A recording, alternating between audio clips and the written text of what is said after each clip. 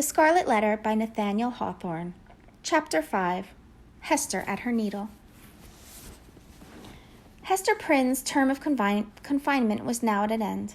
Her prison door was thrown open, and she came forth into the sunshine, which, falling on all alike, seemed to her sick and morbid heart as if meant for no other purpose than to reveal the scarlet letter on her breast.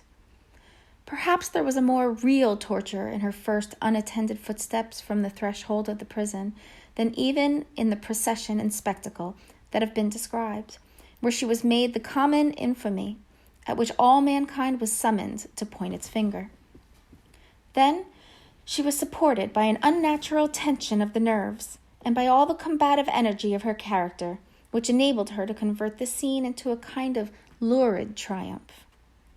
It was, moreover, a separate and insulated event, to occur but once in her lifetime, and to meet which, therefore, reckless of economy, which she might call up the vital strength that would have sufficed for many quiet years. The very law that condemned her, a giant of stern features, but with vigor to support, as well as to annihilate in its iron arm, had held her up through the terrible ordeal of her ignominy. But now, with this unattended walk from her prison door, began the daily custom, and she must either sustain and carry it forward by the ordinary resources of her nature, or sink beneath it. She could no longer borrow from the future to help her through the present grief. Tomorrow would bring its own trial with it. So would the next day, and so would the next, each its own trial, and yet the very same that was now so unutterably grievous to be borne. The days of the far-off future would toil onward, still with the same burden for her to take up and bear along with her, but never to fling down, for the accumulating days and added years would pile up their misery upon the heap of shame. Throughout them all, giving up her individuality, she would become the general symbol at which the preacher and moralist might point, and in which they might vivify and embody their images of woman's frailty and sinful passion. Thus the young and pure would be taught to look at her, with the scarlet letter flaming on her breast, at her, the child of honorable parents, at her, the mother of a babe that would hereafter be a woman, at her, who had once been innocent, as the figure, the body, the reality of sin. And over her grave, the infamy that she must carry thither would be her only monument. It may seem marvelous that, with the world before her, kept by no restrictive clause of her condemnation, within the limits of the Puritan settlement, so remote and so obscure, free to return to her birthplace or to any other European land, and there hide her character and identity under a new exterior, as completely as if emerging into another state of being, and having also the passes of the dark, inscrutable forest open to her, where the wilderness of her nature might assimilate itself with a people whose customs and life were alien from the law that had condemned her. It may seem marvelous that this woman should still call that place her home, where, and where only, she must needs be the type of shame.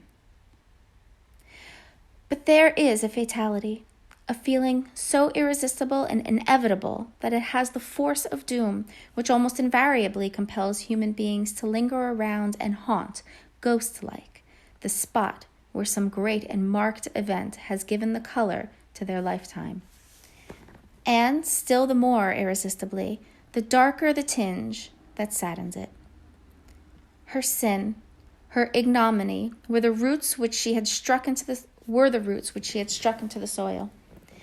It was as if a new birth, with stronger assimilations than the first, had converted the forest land, still so uncongenial to every other pilgrim and wanderer, into Hester Prynne's wild and dreary but lifelong home.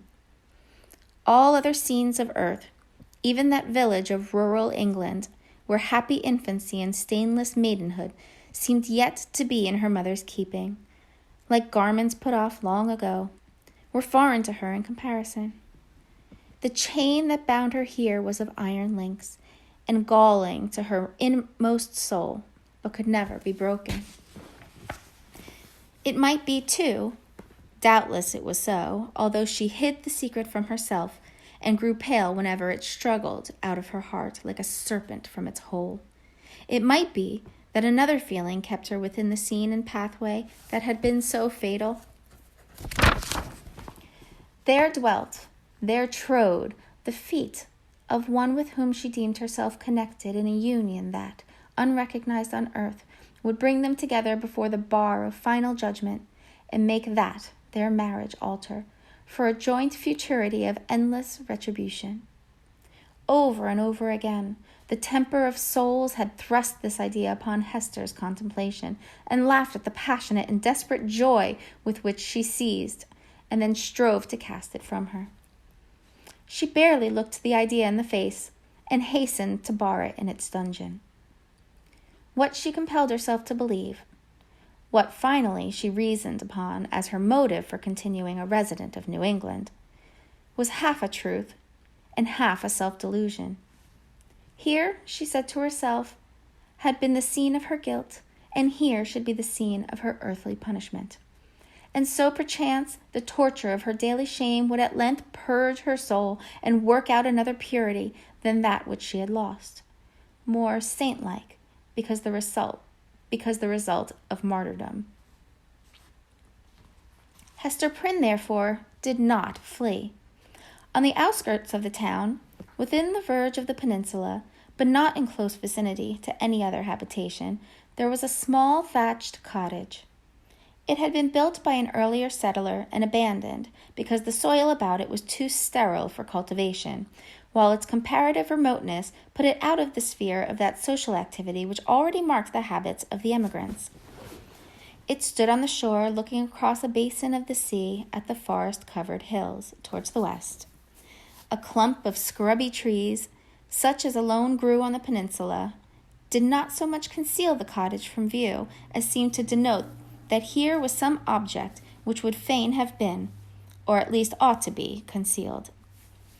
In this little lonesome dwelling, with some slender means that she possessed, and by the license of the magistrates, who still kept an inquisitorial watch over her, Hester established herself with her infant child. A mystic shadow of suspicion immediately attached itself to the spot. Children, too young to comprehend wherefore this woman should be shut out from the sphere of human charities, would creep nigh enough to behold her plying her needle at the cottage window, or standing in the doorway, or laboring in her little garden, or coming forth along the pathway that led townward, and discerning the scarlet letter on her breast, would scamper off with a strange, contagious fear. Lonely as was Hester's situation, and without a friend on earth who dared show himself, she, however, incurred no risk of want. She possessed an art that sufficed, even in a land that afforded comparatively little scope for its exercise, to supply food for her thriving infant and herself. It was the art then, as now, almost the only one within a woman's grasp, of needlework. She bore on her breast, in the curiously embroidered letter, a specimen of her delicate and imaginative skill, of which the dames of a court might gladly have availed themselves, to add the richer and more spiritual adornment of human ingenuity to their fabrics of silk and gold. Here, indeed, in the sable simplicity that generally characterized the puritanic modes of dress, there might be an infrequent call for the finer productions of her handiwork. Yet the taste of the age, demanding whatever was elaborate in compositions of this kind, did not fail to extend its influence over our stern progenitors, who had cast behind them so many fashions which might seem harder to dispense with. Public ceremonies, such as ordinations, the installation of magistrates, and all that could give majesty to the form in which a new government manifested itself to the people, were, as a matter of policy, marked by a stately and well-conducted ceremonial and a somber, yet a studied magnificence.